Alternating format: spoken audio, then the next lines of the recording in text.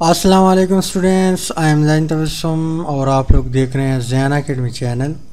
तो आज की इस वीडियो में हम टाइप्स ऑफ क्रिस्टलाइन सॉलिड्स जो है इसके ऊपर बात करेंगे। अगर आप लोगों को याद हो, सॉलिड को हमने क्लासिफाई किया था, एक का नाम था एमॉर्फस सॉलिड और एक है क्रिस्टलाइन सॉलिड। अब इस क्रिस्टलाइन सॉलिड को हम मज़ीद क्लासिफाई करते हैं इनटू 4 टाइप्स या 4 कैटेगरीज।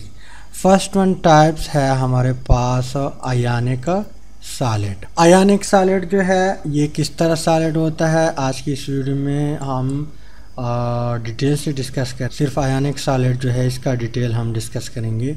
सेकंड वन टाइप्स है हमारे पास कोवेलेंट सॉलिड। क्या नाम है उसका? Covalent solid. कोवेलेंट सॉलिड किस चीज़ को कहते हैं मज़ीद हम डिटेल में भी डिस्कस करेंगे, लेकिन यहाँ पे आप लोग नोट कर ले कि ऐसा मॉलिक्यूल जिसमें कोवेलेंट बॉन्ड मौजूद हो और वो मॉलिक्यूल आपस में मिल जाए फोर्स ऑफ अट्रैक्शन की वजह से और एक सॉलिड बनाए, उस सॉलिड को हम कोवेलेंट सॉलिड कहते हैं।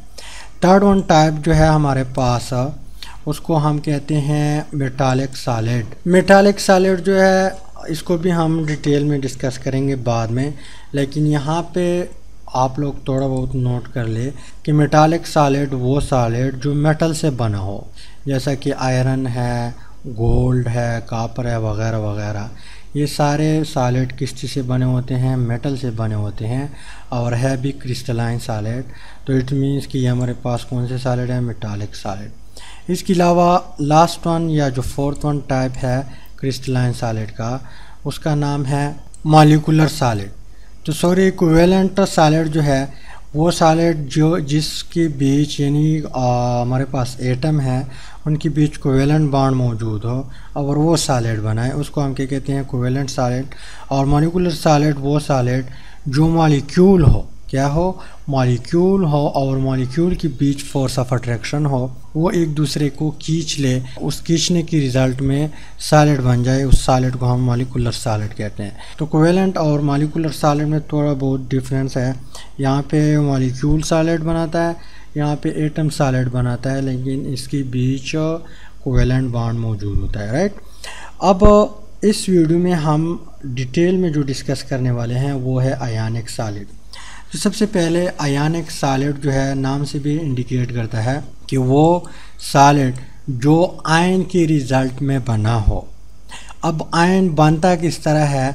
आयन इस तरह बनता है कि एटम जो है वो इलेक्ट्रॉन लूज़ करेगा तो आयन बनेगा, या गेन करेगा तो आयन बनेगा। फॉर एग्ज़ाम्पल हमारे पास एक एटम है, न्यूट्रल एटम है, जनरली मैं रिप्रेजेंट करता हूँ। मान लो ए हमारे पास एक एटम है, इसने इलेक्ट्रॉन रिलीज़ किया तो इसके ऊपर आएगा पॉजिटिव चार्ज, इट मीन्स कि हमारे पास आयन बना। इसके अलावा दूसरा एटम होगा, वो उसी इलेक्ट्रॉन को क्या करेगा? गेन करेगा, उसके ऊपर आएगा नेगेटिव चार्ज। मान लो हमारे पास एक दूसरा एटम है, उसने क्या किया? इसी इलेक्ट्रॉन को गेन किया तो इसके ऊपर आएगा नेगेटिव चार्ज। अब नेगेटिव और पॉजिटिव चार्ज जो होता है इसके बीच होता है फोर्स ऑफ अट्रैक्शन, एक दूसरे को स्ट्रांगली खींच लेता है। तो इस अट्रैक्शन की वजह से यहाँ पे बनता है आयनिक बॉन्ड। क्या बनता है? आयनिक बॉन्ड बनता है, और इस आयनिक बॉन्ड की वजह से आयनिक कंपाउंड बनेगा और इस आयनिक कंपाउंड की वजह से फिर आयनिक सॉलिड बनेगा, राइट। यहाँ तक आप लोगों को समझ आया हुआ होगा।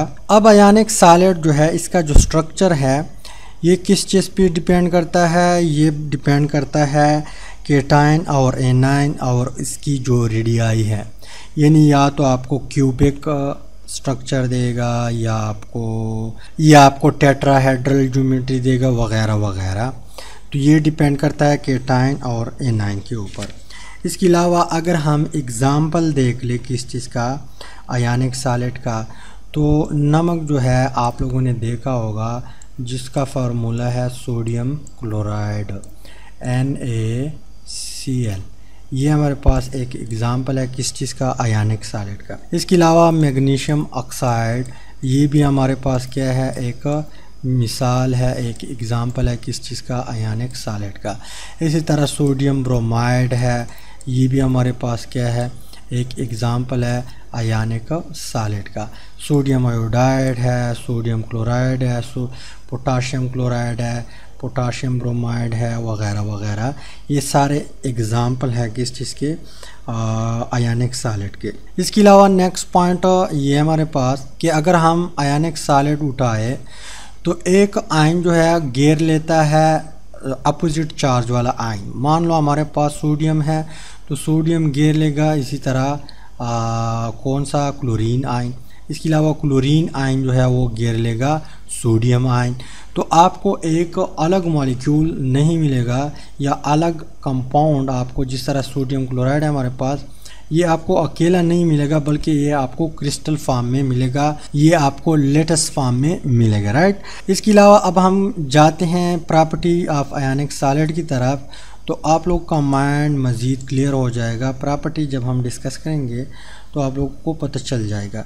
तो यहाँ पे आप लोग हेडिंग लगाए property of ionic solid. First one property है कि in ionic solid the cation and anions are closely packed into a compact specific geometry।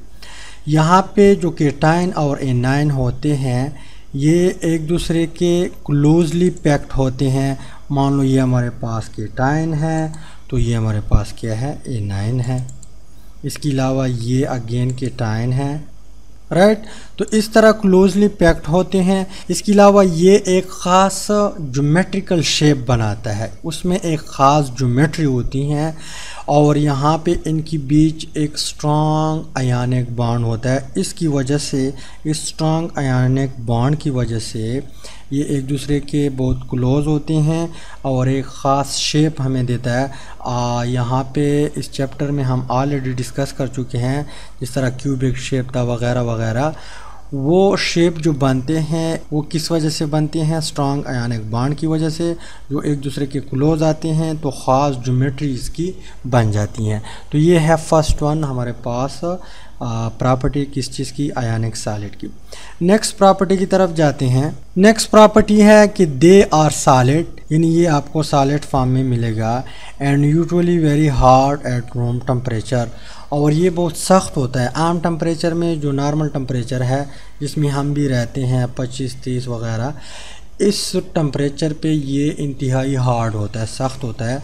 They never exist in liquid और gaseous form at ordinary temperature and pressure, यानी ये हमारे पास आम temperature पे जो normal temperature होता है और नॉर्मल प्रेशर होता है, रूम टेम्परेचर और प्रेशर, ये आपको गैसियस और लिक्विड स्टेट में कभी भी नहीं मिलेगा। तो यहाँ पे एक एमसीक्यूज़ बन सकता है कि आप लोगों को दिया होगा कि वो कौन सा सॉलिड है जो आम टेम्परेचर पे और प्रेशर पे आपको लिक्विड या गैसियस स्टेट में नहीं मिलेगा, और आप लोगों को यहाँ पे ऑप्शन दिए होंगे कि आयनिक सॉलिड है, मेटालिक सॉलिड है, यहाँ पे कोवेलेंट सॉलिड है, वगैरह वगैरह। यहाँ से एमसीक्यूज़ बन सकता है। तो मींस कि हमारे पास जो आयनिक सॉलिड है वो रूम टेम्परेचर पे ना आपको लिक्विड स्टेट में मिलेगा ना गैसियस स्टेट में मिलेगा, ये होगा सिर्फ कौन से स्टेट में, सॉलिड स्टेट में। इसके अलावा नेक्स्ट हमारे पास जो प्रॉपर्टी है उसकी तरफ जाते हैं। नेक्स्ट पॉइंट है कि ionic solid are brittle, they shatter easily be hammering. कहने का मतलब ये है कि आयनिक सॉलिड जब टूटता है तो शीशे की तरह टूटता है। ब्रिटल मतलब क्या है कि शीशे की तरह टूटता है, और ये हम आसानी के साथ जो हथौड़ी हैं उसके साथ तोड़ सकते हैं, और ये कुछ इस तरह तोड़ेगा कि पूरा एक लेयर तोड़ जाएगा, राइट। तो इस जो हमारे पास प्रॉपर्टी है इसका मतलब ये है। बुक में भी थोड़ा बहुत डायग्राम दिया हुआ है, यहाँ पे आप लोग इस डायग्राम पे थोड़ा बहुत गुजारा कर ले। तो जाते हैं नेक्स्ट जो हमारे पास प्रॉपर्टी है उसकी तरफ।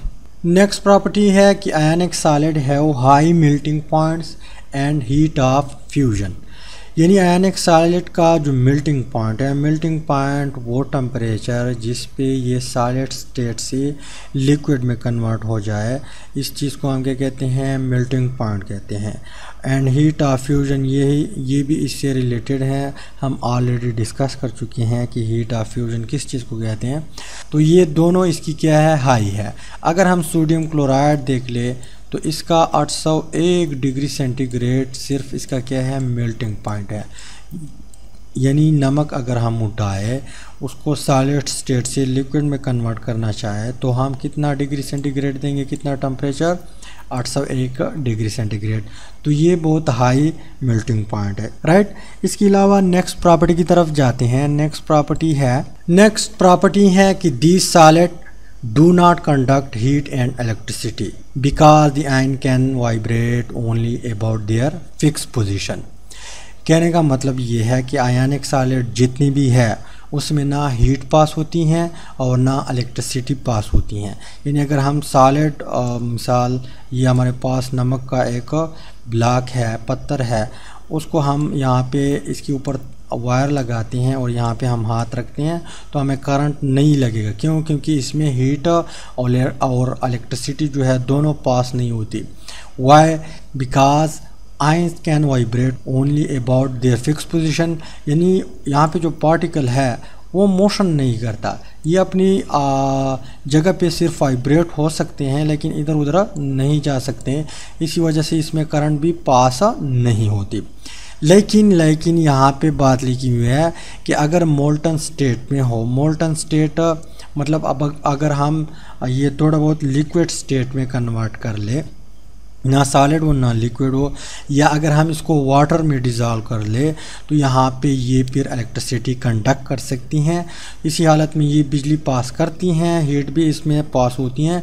लेकिन जनरली जब ये सॉलिड स्टेट में हो तो इसमें इलेक्ट्रिसिटी पास नहीं होती।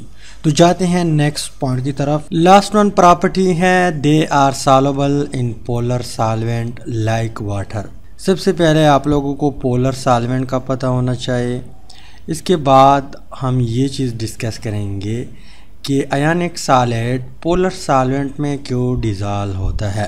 तो सबसे पहले पोलर सॉल्वेंट जो है इसकी तरफ जाते हैं। पोलर सॉल्वेंट ऐसे मॉलिक्यूलों से बना होता है जिसके ऊपर पोल हो, उस सॉल्वेंट को हम पोलर सॉल्वेंट कहते हैं, जिस तरह वाटर है। अब मान लो हमारे पास एक मॉलिक्यूल है किस चीज़ का, वाटर का, उसको हम देखते हैं कि उसके ऊपर पोल कैसे आते हैं। यहाँ पे हमें मालूम है कि वाटर के एक मॉलिक्यूल में 2 हाइड्रोजन अटैच होते हैं, किसके साथ, ऑक्सीजन के साथ। अब यहाँ पे इलेक्ट्रॉन भी शेयर हो चुके हैं, एक हाइड्रोजन ने शेयर किया हुआ है, एक ऑक्सीजन ने शेयर किया हुआ है। लेकिन हमें पता है कि oxygen is more electronegative atom than hydrogen.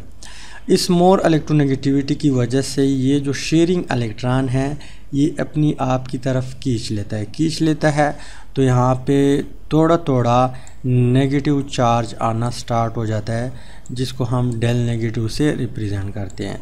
इससे दूर चले जाते हैं तो इसके ऊपर थोड़ा बहुत पॉजिटिव चार्ज आना स्टार्ट हो जाता है, इस हाइड्रोजन के ऊपर भी और इस हाइड्रोजन के ऊपर भी। तो यहाँ पे पार्शियल पॉजिटिव, यहाँ पर भी पार्शियल पॉजिटिव। अब ऐसे मॉलिक्यूल को हम पोलर मॉलिक्यूल कहते हैं।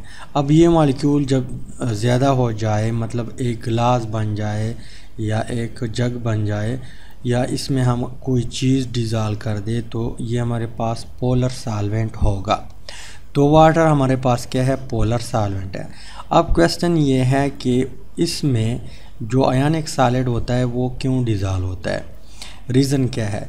तो हमें मालूम है कि फॉर एग्ज़ाम्पल हम एक आयनिक सॉलिड उठाते हैं जिसका फार्मूला है NaCl, यानी सोडियम क्लोराइड हम उठाते हैं। सोडियम क्लोराइड बना हुआ है किस चीज़ से, अपोजिट चार्ज की वजह से। यहाँ पे जो कंपाउंड बना हुआ है अपोजिट चार्ज की वजह से बना हुआ है। हाइड्रोजन के ऊपर पॉजिटिव चार्ज है, यानी कम्प्लीटली चार्ज है पॉजिटिव, और क्लोरीन के ऊपर नेगेटिव चार्ज है। तो यहाँ पर भी चार्ज है, अगर कंपाउंड बन जाए फिर भी चार्ज होता है लेकिन हम लिखते नहीं हैं। तो जब हम नमक या सोडियम क्लोराइड वाटर में डालते हैं तो कुछ इस तरह कारोबार होता है कि सोडियम सॉरी यहाँ पे मान लो हमारे पास सोडियम है, सोडियम, यहाँ पे क्लोरीन है, यानी आयनिक कंपाउंड है, इसके ऊपर ऑलरेडी चार्ज प्रेजेंट है। अब वाटर क्या करता है या पोलर सॉल्वेंट क्या करता है, मान लो हमारे पास क्या है, वाटर मॉलिक्यूल है, वो यहाँ पे एक वाटर मॉलिक्यूल आ जाता है, इसके ऊपर यहाँ पे हाइड्रोजन अटैच है, यहाँ पर भी हाइड्रोजन अटैच है, इसी तरह यहाँ पे पार्शल नेगेटिव चार्ज और यहाँ पे पार्शल पॉजिटिव वगैरह वगैरह, लेकिन यहाँ पे इसको मैं शो नहीं करता। इसके अलावा यहाँ पर भी क्या होगा, वाटर मॉलिक्यूल होगा, इसके ऊपर भी पार्शल नेगेटिव चार्ज, यहाँ पर भी वाटर मॉलिक्यूल होगा, इसके ऊपर भी पार्शल नेगेटिव चार्ज। अब नेगेटिव चार्ज अगर पार्शल भी हो तब भी ये पॉजिटिव चार्ज के साथ अट्रैक्शन रखता है, तो ये भी क्या करता है, इस सोडियम को खींच लेता है, ये भी खींच लेता है, ये भी खींच लेता है। इसी तरह यहाँ पे और मॉलिक्यूल होंगे वाटर के, इसके ऊपर यहाँ पे हाइड्रोजन जो लगे हैं उसके ऊपर ऑलरेडी क्या है, पार्शल पॉजिटिव चार्ज। तो यहाँ पे और मॉलिक्यूल होगा, उसके साथ भी यही इसी तरह हाइड्रोजन होंगे, पार्शल पॉजिटिव चार्ज एक और होगा। तो क्लोरीन जो है पॉजिटिव साइड खींच लेता है वाटर मॉलिक्यूल का, और सोडियम जो है नेगेटिव साइड खींच लेता है। तो यहाँ पे जो बॉन्ड है वो ब्रेक हो जाता है और सोडियम और क्लोरीन एक दूसरे से अलग हो जाते हैं। जब अलग हो जाते हैं तो यहाँ पे सोडियम होता है, सोडियम, और ये सोडियम जब एक बार यहाँ पे बॉन्ड ब्रेक हो जाए तो चारों तरफ यहाँ पे वाटर मॉलिक्यूल आ जाता है। मान लो मैं यहाँ पे सिर्फ ऑक्सीजन शो करता हूँ, ऑक्सीजन, ऑक्सीजन और ऑक्सीजन, तो यहाँ पे हाइड्रोजन हाइड्रोजन लगे हुए हैं, हाइड्रोजन हाइड्रोजन हाइड्रोजन हाइड्रोजन, सारे इसी तरह है। इसने घेर रखा हुआ है किसको, सोडियम को, जिसके ऊपर पॉजिटिव चार्ज है, राइट। इसके अलावा यहाँ पे जो क्लोरीन है वो भी क्या करता है, वाटर मॉलिक्यूल घेर लेता है ब्रेकअप करने के बाद, लेकिन इस तरह घेर लेता है कि ये हाइड्रोजन वाला साइड जो है ये घेर करता है, तो चारों तरफ वाटर मॉलिक्यूल आ जाते हैं और ये क्लोरीन और सोडियम एक दूसरे से अलग करते हैं। तो इस जब ये अलग हो जाए तो इट मीन्स कि ये डिज़ाल्व हुआ, क्या हुआ, डिज़ाल्व हुआ।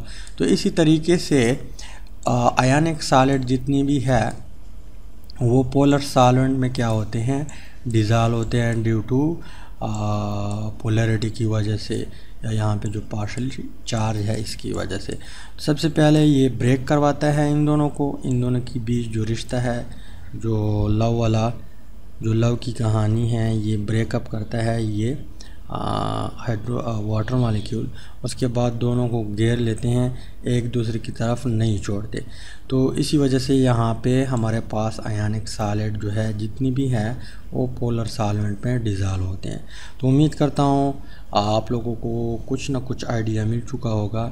इंशाल्लाह मिलते हैं नेक्स्ट वीडियो में और फिर नेक्स्ट टाइप जो है डिस्कस करेंगे। अल्लाह हाफ़िज़।